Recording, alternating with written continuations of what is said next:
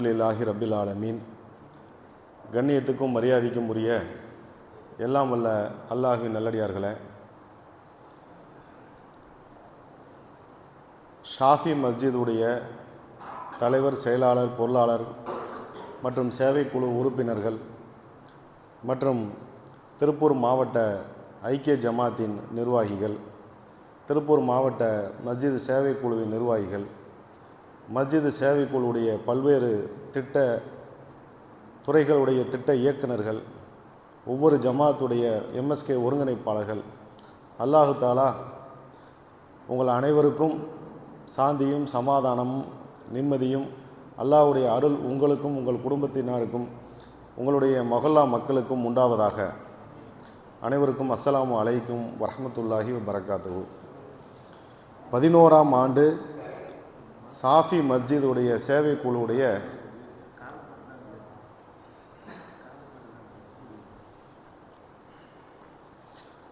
ஷாஃபி மஸ்ஜிதுடைய 11ஆம் ஆண்டு துவக்க விழா அப்படிங்கிறது ஒரு பக்கம் மகிழ்ச்சியாக இருந்தாலும் இன்னொரு பக்கம் கவலையாகவும் இருக்குது. என்னென்னா, போன வாரம் தான் வந்து ஆரம்பித்த மாதிரி இருக்குது. போன வாரம் தான் ஈரோட்டிலேருந்து வரும்போது இங்கேருந்து ஃபோன் பண்ணி சொன்னாங்க, மற்ற பள்ளிவாசல் மாதிரி நினச்சிக்காதீங்க, ஷாஃபி பள்ளிவாசை பயான் ஆரம்பிக்கிறதுக்கு முன்னாடியே கூட்டம் நிரம்பி வழியும், உங்களால் உள்ளே வர முடியாது, அதனால் எவ்வளோ சீக்கிரம் வர முடியுமோ வந்துடுங்க அப்படின்னாங்க. அப்படியும் சீக்கிரமாக வந்து உள்ளே நுழைய முடியல, அவ்வளோ கூட்டம். அது போன வாரம் நடந்த மாதிரி இருக்குது. 11 வருஷம் போயிடுச்சு. அப்போ அடுத்த 11 வருஷம் இப்படி தான் போகுமோ அப்படிங்கிற ஒரு பயம். அடுத்த 11 ஆண்டுகளும் இப்படி தான் நம்மளை விட்டு மறைந்துருமோ.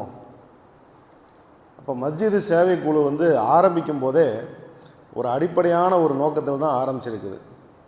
இது என்ன அப்படின்னா, யார் இருந்தாலும் நடக்கணும், யார் இறந்தாலும் நடக்கணும், யாருடைய மறைவும் யாருடைய ஒரு தனி நபரை முன்னிலைப்படுத்தியோ இது போகவே கூடாது அப்படின்னு சொன்னால், அப்போ மஸ்ஜிது சேவைக்குழுக்கு என்ன அடிப்படை கொள்கை அப்படிங்கும்போது, இதனுடைய நிறுவனர் நபி ஸல்லல்லாஹு அலைஹி வஸல்லம் அவர்கள். இதில் ஒன்றும் மாற்றமே இல்லை.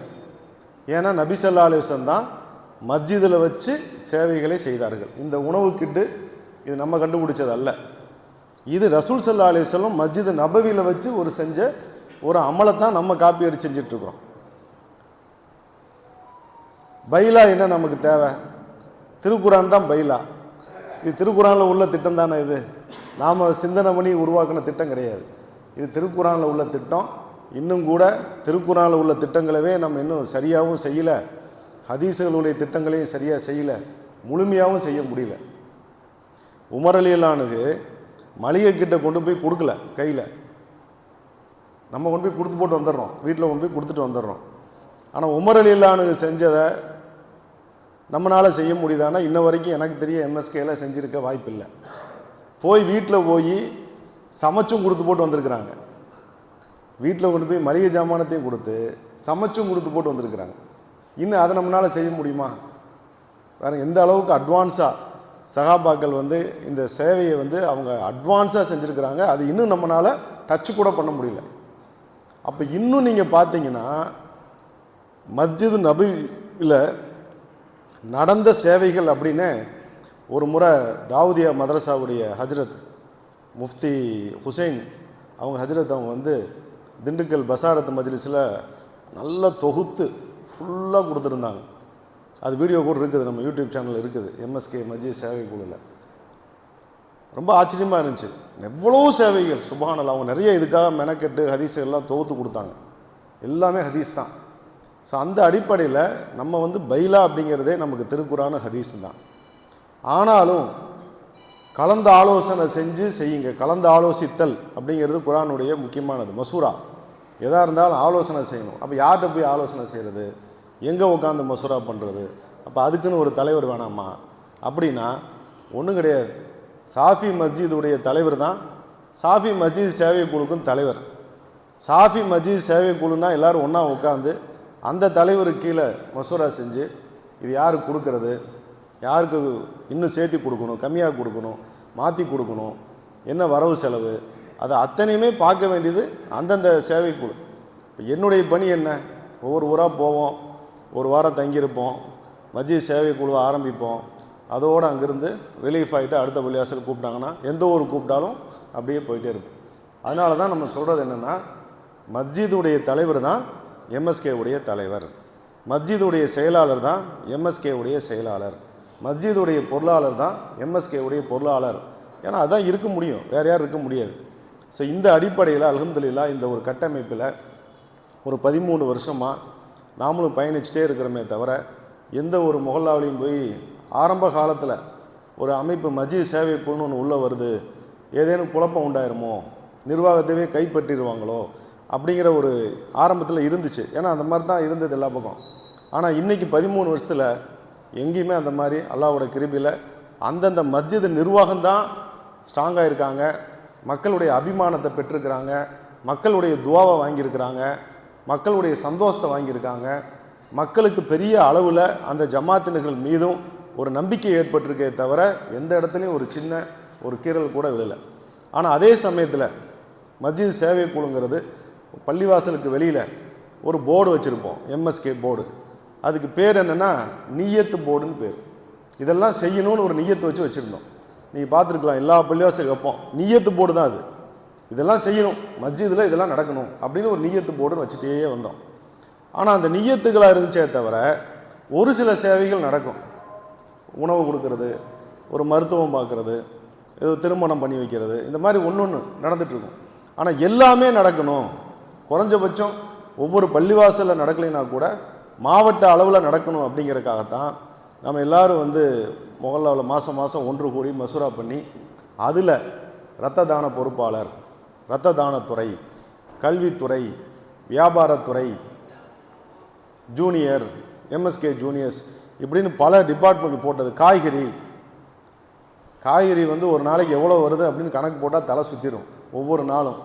அல்ஹம்துலில்லாஹ் மிக்க மகிழ்ச்சியாக இருக்குது. ஒரு மஸ்ஜிதை மையமாக வச்சு காய்கறிகளை அனைத்து சமுதாய மக்கள் பள்ளிவாசல் வாங்கிட்டு போகிறது, அதுவும் ஒரு எளிமையான முறையில் இப்படி பல துறைகளை சார்ந்தவர்களை கொண்டு வரும்போது அப்போ என்ன நமக்கு தோணுது அப்படின்னா, மஸ்ஜிது சேவை குழுவில் யார் வேணாலும் ஒரு தனி நபர் ஒரு நிர்வாகத்து கட்டமைப்பில் இருந்தாலும் கூட ஒரு தனி நபர் யாராவது ஒருத்தர் ஏதேனும் ஒரு சேவைக்கு முன் வரும்போது அவரையும் அல்லாஹ் கபூல் செய்கிறான். ரொம்ப ஆச்சரியமாக இருக்குது. ஒவ்வொருத்தருக்குள்ளேயும் ஒரு ஆற்றல் இருக்குது, ஒவ்வொருத்தருக்கும் ஒரு முகம், ஒவ்வொருத்தருடைய ஃபிங்கரில் ஒவ்வொரு ரேகை, ஒவ்வொருத்தருக்கும் ஒரு குணம், ஒவ்வொருத்தருக்கும் ஒரு நிறைய இருக்குது எல்லாமே. அது மாதிரி இந்த மஸ்ஜிது சேவை குழுவில் உங்கள் ஒவ்வொருத்தருமே நீங்கள் மனம் வச்சு இதில் ஏதாச்சும் ஒன்றில் பயணிக்குன்னு ஆசைப்பட்டீங்கன்னா அதற்கான வாய்ப்புகளும் நிறைய இருக்குது. ஸோ அந்த அடிப்படையில் நிறைய சேவைகள் இன்றைக்கி பார்க்கும்போது ஒரு பள்ளிவாசல் நடக்கக்கூடிய சேவைகளை நம்ம ஒரு மாடலாக எடுத்துக்கணும். இது எடுத்துகிட்டு இது நல்லா இருக்குதா அப்படின்னு பார்த்து நல்லா இருந்தால் எல்லா பள்ளிவாசலையும் கொண்டு வரணும். இன்றைக்கி இல்முன் நாஃபியா மஸ்ஜித் சேவை குழு சார்பாக ஒரு 15 லேடிஸ் டெய்லி உடற்பயிற்சி பண்ணுறாங்க. இதுக்கு அந்த நிர்வாகம் ஒத்துழைப்பு கொடுத்துருக்குது, இடம் கொடுத்துருக்குது. அதுக்கான பெண்கள் உடல் பயிற்சியாளர்களை போட்டிருக்கிறாங்க. அவங்க செஞ்சு தொடர்ந்து அது பல மாதங்களாக நடக்குது. ஹெல்த்தியாக இருக்கிறோம் அப்படின்னு சொல்கிறாங்க. இப்போ இந்த 15 பெண்கள் உடற்பயிற்சி பண்ணுறாங்க, நல்ல விஷயந்தான். ஆனால் இதை ஒரு மாடலாக எடுத்துக்கணுமே தவிர, எடுத்துக்கிட்டு தமிழ்நாட்டில் உள்ள எல்லா மஸ்ஜித் சேவை குழுமே நிஸ்வான் மதரசா கண்டிப்பாக இருக்குது, பெண்கள் மதரசான்னு சொல்லி பெண்கள் ஆலிமாக்கள் இருக்கிறாங்க. எவ்வளோ கர்ப்பப்பை எடுக்கிறது, எவ்வளோ ஹெர்னி ஆப்ரேஷன் பண்ணுறது, பெண்களுக்கு எவ்வளோ நோய்கள் இருக்குது, எவ்வளோ சிரமப்படுறாங்க. அவங்க ஏற்கனவே கஷ்டத்தில் இருக்கிறாங்க, சிரமத்தில் இருக்கிறாங்க. அவங்க ஹெல்த்தை கொஞ்சம் நல்லா வச்சுக்கணும் அப்படிங்கிற ஒரு நல்ல முயற்சியை அவங்க ஆரம்பிச்சிருக்கிறாங்க. இன்றைக்கி ரத்த தானங்கிறது எம்எஸ்கேல விடாமல் செய்யணும். ஒரு வேலையை யூனுஸும் நம்ம இவர் ஜாகிர் பாயும் தொடர்ந்து செய்யும்போது தான் அதோடைய ரிசல்ட் கிடைக்கும். அந்த அடிப்படையில் இன்றைக்கி நிறைய பேர்கள் ரத்த தானம் கொடுக்க முன் வந்திருக்கிறாங்க. குறிப்பாக ரத்தம் கொடுத்தவர்கள் எல்லாம் முஸ்லீம்கள். அதிகமாக எனக்கு தெரிஞ்சு நான் பார்த்த வரைக்கும் ரத்தம் வாங்கினவங்கெல்லாம் நான் முஸ்லீம்ஸ் அப்படிங்கிற ஒரு சந்தோஷமான ஒரு விஷயம் நடந்துக்கிட்டே இருக்குது. அது மாதிரி ஜூனியர்ஸ், எம்எஸ்கே ஜூனியர்ஸ் இன்றைக்கி எல்லாத்துக்குமே சவால் என்ன அப்படின்னா, சவால் என்னென்னா குழந்தைகளை எப்படி வளர்த்துறது அப்படிங்கிறது தான் மிகப்பெரிய சவால். சாதாரண சவால் இல்லைங்க. நம்மளெல்லாம் எப்படி அடித்து பிடிச்சி வளர்த்தி நன்னி ராதின்னு போட்டு மிரட்டி கிரட்டி உருட்டி எப்படியோ கொண்டு விட்டுட்டாங்க. இனி அடுத்த ஜென்ரேஷனை ஒன்றுமே செய்ய முடிய மாட்டேங்குது. அதனால் கண்டுபிடிக்கப்பட்டது தான் எம்எஸ்கே ஜூனியர்ஸ். அது என்னது அப்படின்னா, குழந்தைகளை அழைச்சிக்கிட்டு போய் நம்முடைய எம்எஸ்கேல மளிகை ஜாமானை கொடுக்கக்கூடிய குடும்பங்கள் மாதம் மாதம் கறி கொடுக்குறீங்க, ஃப்ரூட்ஸ் கொடுக்குறீங்க, அதை வந்து ஞாயிற்றுக்கிழமை அன்னைக்கு கொடுங்க. கொடுக்கும்போது குழந்தைகளை முன்கூட்டியே சொல்லி வச்சு அந்த குழந்தைய கையில் அல்லது அவங்க அத்தா அம்மாவே அந்த குழந்தைய கூட்டிகிட்டு ஒரு வீட்டுக்கு போட்டோம், அதே கறியை கொண்டு போய் அதே ஃப்ரூட்ஸை கொண்டு போய் கொடுக்கட்டும். அங்கே உள்ள இவர் சொன்னார்ல ரஃபி, எப்படி வந்து அங்கேயே கொடுக்குறவங்களும் இருப்பாங்க நிறையா அப்படின்னு சொன்னாங்களே, இவங்க போய் அந்த மக்களை போய் பார்க்கும்போது, அந்த குடும்பத்தை போய் பார்க்கும்போது அந்த குழந்தைகளுக்கும் அந்த கவலை வருது, அந்த குடும்பத்துக்கும் அந்த கவலை வருது. அவங்க லோக்கலாக இருப்பாங்க மொஹல்லாவில். நம்மளாம் சின்ன வயசில் வந்து ஒவ்வொரு வீட்டில் நடக்கக்கூடிய நிகழ்ச்சிகளையும் சாப்பாடை கொண்டு போய் கொடுப்போம். கொடுக்கும்போது அந்த குடும்பத்தை போய் பார்க்குற வாய்ப்பு கிடைக்கும். அவங்க எவ்வளோ சிரமத்தில் இருக்காங்கிற வாய்ப்பு கிடைக்கும். அந்த குழந்தைங்க எவ்வளோ தகப்பன் இல்லாமல் கஷ்டப்படுறாங்கிறது தெரியும். இதுதாங்க எம்எஸ்கே ஜூனியர். இன்றைக்கி அல்ஹம்துலில்லாஹ் ஜனவரி 1 ஆரம்பித்து இன்றைக்கி 1 மாதம் கூட ஆகலை, ஒரு 7-8 மாவட்டங்களில் ரொம்ப ஸ்பீடாக பரவிட்டு இருக்குது. இந்த எம்எஸ்கே ஜூனியர் ரொம்ப பிரயோஜனமாக இருக்குது. நேற்று ஒரு வீட்டுக்கு போயிருந்தோம். ஒரு அம்மா நம்ம ஆஃபீஸில் வந்து அழுதுட்டு போனாங்க. அவங்களுக்கு வந்து வயசு ஒரு 40 இருக்கும். ஒரு ஹிந்து சகோதரி தான். கணவர் இறந்து 15 வருஷம் ஆச்சு. 2 பையன், ஒரு பையனுக்கு 18 வயசு, ஒரு பையனுக்கு 15 வயசு. ஆஃபீஸுக்கு நேராக எப்படியோ கேள்விப்பட்டு வந்துட்டு அழுதாங்க. சரி நான் வீட்டுக்கு வந்து பார்க்குற மாட்டு போனோம். போய் பார்த்தா 15 வயசு பையன் விக்னேஷ், அவனுக்கு வந்து கிட்னி டயாலிஸ் பண்ணிகிட்டு இருக்கிறாங்க. வீட்டில் உட்காந்துருக்குறான். எப்போம்மா நடந்துச்சு இது? ஒரு 6 மாதத்துக்கு முன்னாடி வாமிட் வந்துச்சு, போயாச்சு, பார்த்தாச்சு. என்ன செய்கிறது? அங்கே போய் பார்த்தா அவங்க சொல்லக்கூடிய அந்த காரணங்கள், இன்றைக்கி நம்ம சராசரியாக நம்முடைய குழந்தைய எல்லாமே செய்யக்கூடிய உணவுப் பொருட்கள் தான். என்ன சாப்பிட்றோம்னே தெரியாமல் சாப்பிட்ற குழந்தைங்க இன்றைக்கி. என்ன தொங்குது, 2 ரூபா கொடுத்து எதையோ ஒன்று வாங்கிட்டு வர வேண்டியது, வாயில் போட்டுக்க வேண்டியது.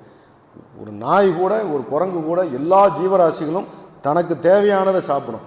யானை கறி சாப்பிடுமா? யானை கறி சாப்பிட்ருமா? உருவத்தில் பெருசு தான். தனக்கு என்ன பொருள் தேவை, தனக்கு என்ன உணவு தேவைங்கிறது எல்லா ஜீவராசிகளும் தெரிஞ்சு சாப்பிட்றாங்க. பட் அந்த பையன் சொன்னது என்னன்னா, அவன் சொன்னது நான் சொல்கிறேன் நான், ஏப்பா உன் மனசுக்கு இந்த நோய் வந்ததுக்கு என்ன காரணமாக இருக்குன்னு நீ நினைக்கிற அப்படின்னு சும்மா கேட்டேன். அவன் சொல்கிறது என்னென்னா, காலையில் டிஃபனே சாப்பிட மாட்டேங்க, அதுக்கு பதிலாக 5 லேஸ் பாக்கெட் சாப்பிடுவேங்கிறான். 5 லேஸ் பாக்கெட் சாப்பிடுவேன் டெய்லியும். எங்கள் அம்மா சோறாக்கி வைக்கும், சாப்பிட மாட்டேங்க, போய் வெளியில் போய் கண்ட சாப்பாடு தான் சாப்பிடுவேன். அப்போ ஏம்மா அந்த மாதிரி பண்ண அப்படின்னா, என்னங்க அப்பா இல்லாத பிள்ளைங்க செல்லம்மா கேட்குறான், என்னங்க பண்ணட்டும்? ஏதுமா காசு? பெரிய பையன் சம்பாரிச்சு வருவேன், 18 வயசு பையங்க, அந்த காசை வாங்கி தான் இவனுக்கு கொடுப்பேன். இன்றைக்கி வந்து அந்த பாட்டி சத்தம் போடுறாங்க. இப்போ எதுக்கு சொல்ல வரேன் அப்படின்னா, இன்றைக்கி குழந்தைகளை பற்றி நம்ம அக்கறை எடுத்துக்கணும்னா அந்த குழந்தைகளை கொண்டுட்டு போய் இன்றைய சமுதாயத்துடைய நிலைமையை மனசுக்குள்ளே கொண்டு வாங்க. ஏன்னா அந்த தகப்பனும், ஒரு ஏழ்மையான தகப்பன் கூட தன் குழந்தைகளுக்கு தங்களுடைய வறுமை தெரியாமலேயே வளர்த்தணும்னு ஆசைப்பட்றாங்க. அவன் வறுமையே பார்க்க முடியாது, கண்ணில் காட்ட மாட்டேங்கிறாங்க, கொண்டு போய் காட்டுங்க. ஸோ இந்த மாதிரி செய்யும் பொழுது இன்ஷா அல்லாஹ் எம்எஸ்கே ஜூனியர்ஸ் இந்த மாதிரி பல திட்டங்கள் எம்எஸ்கேல நடக்கணும். அதில் ஒவ்வொருத்தருமே உங்களை இணைச்சிக்கணும். இப்போ வந்து மஜ்லிஸ் சேவை குழுவை பொறுத்த வரைக்கும் இன்றைக்கி அல்ஹம்துலில்லாஹ் அயல் நாட்டில் கேரளாவிலையும் மஜ்லிஸ் சேவை குழு சமீபத்தில் ஆரம்பித்திருக்கிறது அப்படிங்கிற ஒரு மகிழ்ச்சியான செய்தியை உங்களுக்கு சொல்கிறேன். இன்னும் பல ஸ்டேட்டுகள்லையும் ஆரம்பிக்கணும், உலகம் பூரா போகணும். அதுக்கு ஒவ்வொரு மஸ்ஜிதுடைய நிர்வாகத்தின் தலைமையில் நடக்கணும். அரசியலில் வந்து கூட்டணி வச்சுக்கிறாங்க எல்லோரும். இப்போ கூட்டணி கட்சிகள் உருவாகிட்டே இருக்கும். அது மாதிரி இப்போ வந்து மேடையில் பார்த்தா ஒரு நல்ல கூட்டணி தான் உட்கார்ந்துருக்குது. ஐக்கிய ஜமாத்து, திருப்பூர் மாவட்ட ஜமாத் உலமா, மஜ்லிஸ் சேவை குழு, இந்த 3 இணைஞ்சு நம்ம பயணிக்கும் போது இன்ஷா அல்லாஹ் மஜ்லிஸ் சேவை குழு ஒரு திருப்பூர் மாவட்டத்தில் உள்ள அனைத்து பள்ளிவாசல்கள்லையும் வரும் நம்புகிறேன். நம்ம ஐக்கிய ஜமாத் தலைவர் ரஃபி பாய்கிட்ட ஒரு வேண்டுகோள், உங்கள் ஐக்கிய ஜமாத்தில் உள்ள ஃபோட்டோலாம் பார்த்துக்கிட்டே இருக்கிறேன். எல்லா பள்ளிவாசல்லையும் எம்எஸ்கே இருக்குது. 60 பள்ளிவாசல்னால் ஆல்மோஸ்ட் ஒரு 40 பள்ளிவாசல்லையாவது எம்எஸ்கே இருக்குது. ஆனால் இன்னும் பூண்டியில் நீங்கள் ஆரம்பிக்கவே இல்லை. அதனால் எப்போ ஆரம்பிக்கிறீங்க? இன்ஷா அல்லாஹ் வர வெள்ளிக்கிழமை வரட்டுமா? வர வெள்ளிக்கிழமை வரும். ஏன்னா நமக்கு சேல்ஸை கன்ஃபார்ம் பண்ணணும் எங்கே வந்தாலும். மாஷா அல்லாஹ், அல்லாஹ் அக்பர்னு சொல்லுங்கள். இப்படி தான் நமக்கு ஆள் தேவை. இந்த நாளைக்குன்னு சொல்கிற ஆள் வரக்கூடாது, இன்னைக்கு இந்த நிமிஷம் அப்படின்னு சொல்கிறவர். இன்ஷா அல்லாஹ் வர வெள்ளிக்கிழமை உங்கள் பள்ளிவாசலுக்கு நாங்கள் வரோம்.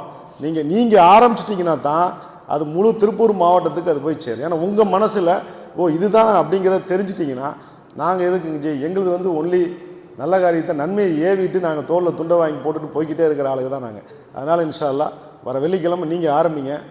மாவட்ட தலைவர் ஆரம்பிச்சிட்டா மாவட்டம் முழுவதும் எம்எஸ்கே போகும். உண்மையை சொன்னால் எந்தெந்த ஊர்களிலாம் எல்லா பள்ளிவாசல்லையும் எம்எஸ்கே போச்சுன்னா அந்த எம்எஸ்கேவை அறிமுகம் பண்ணி வச்சது ஐக்கிய ஜமாத்தாக இருக்கும். ஐக்கிய ஜமாத்தை அறிமுகம் பண்ணி வச்சது தான் எல்லா பள்ளிவாசலுக்கும் போயிருக்கும். அந்த வகையில் அல்ஹம்துலில்லாஹ் திருப்பூர் மாவட்டத்தை ஒரு முன்மாதிரி மஸ்ஜித் சேவைக்குழு மாவட்டமாக உருவாக்க எல்லாம் வல்ல அல்லாஹ் கிருபை செய்வானாக. நன்றி, மகிழ்ச்சி. வாஹிருதாவானா அல்ஹம்துலில்லாஹி ரப்பில் ஆலமீன். இல்லை இல்லை வந்து ஏங்க அல்ஃபத்தா இங்கீங்க